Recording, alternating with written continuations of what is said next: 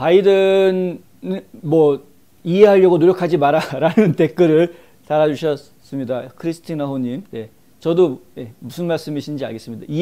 이해가 안 됩니다. 근데 아무리 이해하려고 해도 정말 이해가 안 됩니다. 제가 예전에 지금 농담 반 진담 반으로 했던 말 중에 뭐가 있냐면 이해가 안 되면 외워라. 그런 얘기를 좀 많이들 하고 듣고 했었는데 이거는 외울 문제도 아니죠. 이건 외울 수가 없습니다. 이거는 이해는 안 되고 용납도 안 되는 그런 문제죠. 지금 많은 분들이 이 문제에 대해서 바이든의 스스로의 결정이었을까? 과연 바이든이 진짜 이것을 몰라서 스스로 결정하는 거였을까?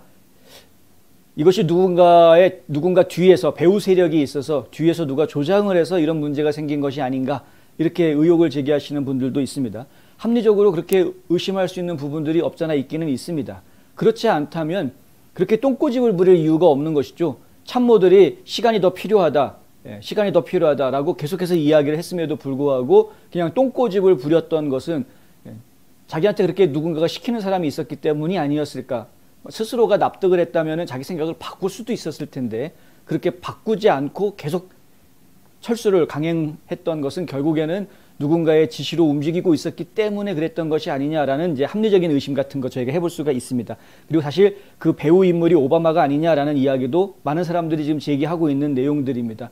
왜냐하면 오바마 같은 경우에는 이제 이슬람권하고 워낙 가깝지 않았는가. 본인 이름 자체도 버락 후세인 오바마 아닙니까? 이제 이름도 그런데다가 그 아버지의 종교 성향도 그럴 수 있고 그리고 또 중요한 것은 네이션 오브 이슬람이라는 조직이 미국에 있는데 이 네이션 오브 이슬람 조직에 오바마도 상당한 그 영향을 받은 것으로 지금 많은 분들이 이해하고 있기 때문에 그런 것이죠. 법 위에 있다라고 생각하는 사람들, 아주 위험한 사람들이죠. 만인이 평등하게 법 아래에 있어야 하는 것인데 그래야 우리가 평등을 거기에서 이야기할 수 있는 것인데 근데 본인들은 법을 초월해서 살고 있는 사람들 이미 우리가 다 보지 않았습니까? 법을 어떻게 초월해서 살고 있는지. 근데 그 사람들은 정말 이 사회에서 아주 위험한 사람들일 수밖에 없다는 겁니다. 본인 스스로가 본인이 만들어 놓은 법을 지키지 않고 있는데 그 사람들한테 우리가 무엇을 기대할 수 있겠는가? 결국 국민들은 이런 사람들한테 지지할 수가 없는 것입니다. 지금 뭐 지지율, 바이든의 지지율은 지금 계속해서 떨어져 가고 있다. 뚝뚝뚝 떨어져 가고 있다 하는 것이죠.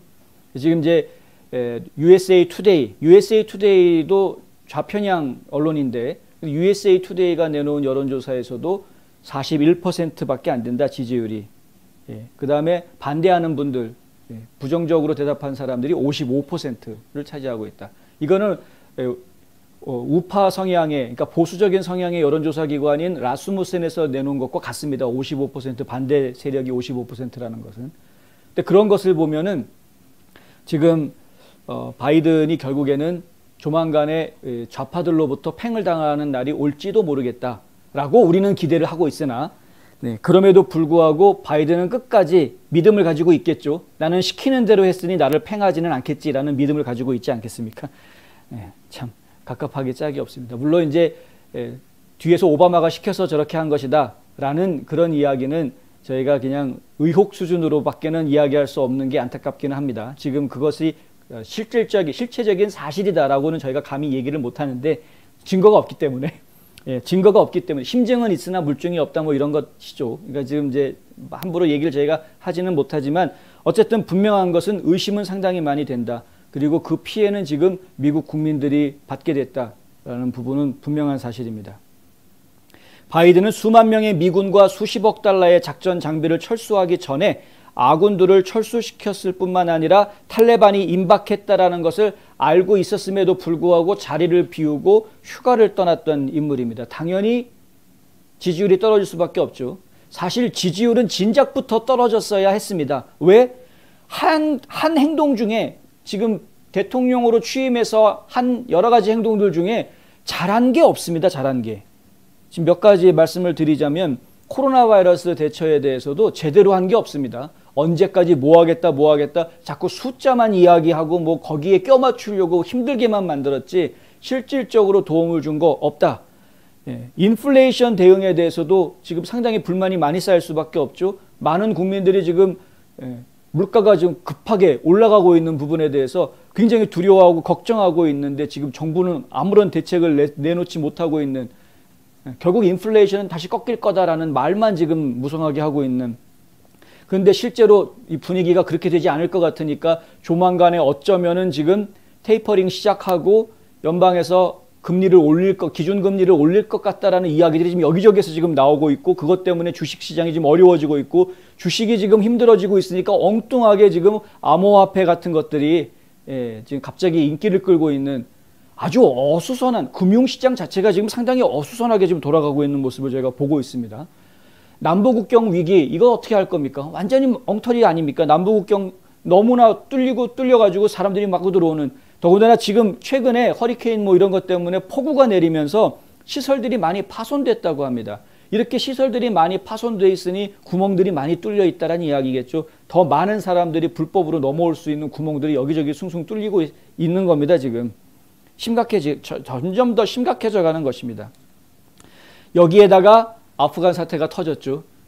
미국 국민들의 생명까지 지금 담보 잡히게 생기는 이런 상황까지 왔으니 어느 국민이 이 대통령을 인정해 줄 수 있겠느냐 하는 상황이 된 것입니다. 조 바이든이 이 사건의 발단이, 아프가니스탄 사건의 발단이 결국에는 조 바이든이 잘못 선택했기 때문이다. 왜? 5월 1일 날 트럼프가 약속한 대로 철수를 했다면, 진작에 서둘러서 그렇게 철수를 했다면 아프가니스탄은 그때는 이 겨울에서 이제 봄철이겠죠. 근데 겨울에서 봄까지는 대체적으로 이 날씨가 춥기 때문에 사람들이 흩어져서 그 양귀비밭 꽃밭 같은데, 양귀비밭 같은데 지금 다 이 탈레반들도 다 퍼져 있답니다. 먹을 거가 없으니까. 추운 겨울에 산에서 먹을 게 있겠습니까? 그러니까 결국에는 겨울과 봄철에는 전쟁을 하지 못했다라는 거죠. 지금까지 20년 동안 그걸 다 경험해 왔던 겁니다. 미군들이. 모를 리가 없습니다. 군인들은. 탈레반들이 걸핏하면은 이제 먹을거리가 좀 넉넉해진 여름 되면은 쓱 나타나가지고 여기저기 해코지하고 다니고, 그리고 또 먹을 게 없어지는 겨울철 되면은 또 쓱 사라져가지고 자기들 먹을 거 찾으러 동네 돌아다니고 다 퍼지고, 그래서 전쟁이 일어나지 않았다라는 것은 미군들이 알고 있었던 일이었는데, 근데 그런 것들을 기준으로 해서 그러면은 이 사람들이 한동안 활동을 하지 않을 때, 탈레반들이 활동을 하지 않을 겨울 봄 기간 동안에 탈출 작전을 진행을 하면 5월 1일까지 우리가 다 철수하겠다, 이런 계획들이 나왔던 것이었는데, 그런 것들 갖다 지금 다 무시하고 9월 11일 날 할게라고 바이든이 취임하자마자 그렇게 말을 바꾼 겁니다. 왜 5월 1일 철수 날짜를 무시하고 9월 11일, 더군다나 나중에는 또 8월 말일 날 하겠다라고 또 호기를 부렸죠. 왜 그렇게 됐느냐? 결국은 9.11 테러 20주년을 기해서 뭔가를 하겠다라는 아주 빌어먹을 그 탁상 행정, 그냥 앉아가지고 펜대 골리면서 머리만 돌리면은 다 될 것 같은 상상으로 정치를 하는, 이런 사실 잘못된 정치인인 겁니다. 대통령감이 전혀 아닌 건데 국민들이 속았거나, 사실 속았죠. 부정선거 있었다라는 이야기를 제가 좀 이따 또 해야 되겠지만은, 하여간 전 국민들을 지금 다 속여서 대통령이 돼놓고 지금 본색을 다 드러내고 있는 그런 상황이다. 결국에는 지금 이제 이 탈레반들이 다시 이제 먹을 거리가 좀 넉넉해져 가지고 다시 규합을 모여서, 자, 이제 미군들 철수 안 되니까 우리 나가가지고 이제 좀 동네 좀 정리하자, 이런 시간적인, 탈레반이 활동할 수 있는 시간적인 여유를 다 준 겁니다. 결론적으로는 그렇게 된 겁니다. 그래서 결국에는 탈레반이 활동적으로 아프가니스탄을 점령해 나가기 시작했고, 미국이 철수한다라는 분위기 속에서 탈레반이 이렇게 거세게 밀고 나오니까 아프간 정규군들은 벌벌벌 떨고 그냥 항복해버리는 그런 상황이 돼버렸다. 이게 심각한 겁니다, 지금. 분명히 이 군부에서는 알고 있었을 것이다. 왜냐하면 트럼프 행정부 때 그런 것들을 고려해서 철수 날짜를 정했던 거였기 때문에. 근데 이 군부에서 이미 그런 것들이 알고 있었음에도 불구하고 바이든은 그것을 받아들이지 않았다. 자기 고집대로 한 건지 아니면은 누가 시켜서 한 건지, 하여간 그렇게 됐다는 것이죠. 지금 또 다른 한편에서 가장 많은 우려가 나오고 있는 부분은 뭐냐면, 아프가니스탄이 결국에는 이렇게 되면 중국의 침공을 받지 않겠느냐라는 우려도 지금 나오고 있는 상황입니다. 오늘 시카고에 계시는 저희 뉴스브리핑 시청자분이, 애청자분이 전화를 주셔서 이 똑같은 고민을 지금 이야기를 해주셨는데 굉장히 걱정된다. 중국이 결국은 아프간을 치지 않겠느냐, 이런 걱정을 하고 있는 겁니다. 만약에 중국 혼자가 아니라면 러시아와 중국이 같이 아프간을 칠 수도 있지 않겠느냐, 이런 걱정들은 사실은 전문가들도 지금 많이 하고 있는 그런 부분입니다. 실제로 러시아는 아프간을 침공한 역사가 있죠. 그리고 중국은 지금 위구르를 지금 꼼짝 못하게 붙들고 아주 지금 수용소에 100만 명 이상을 가둬두고서는 강제 노역을 시키고 있는 그런 상황 아닙니까?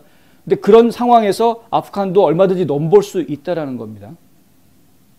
결국에 아프가니스탄을 지금 자기 손에 거머쥐려고 하는 중국과 러시아의 손에 미국이 그냥 고스란히 갖다 두 손 받치고 거기에 덤으로 미국에서 보내진 원조 자금에다가 미군이 사용하는 군수 물자의 무기까지 다 그냥 거저 드세요 하고서는 놓고 나온 꼴이 돼버렸다.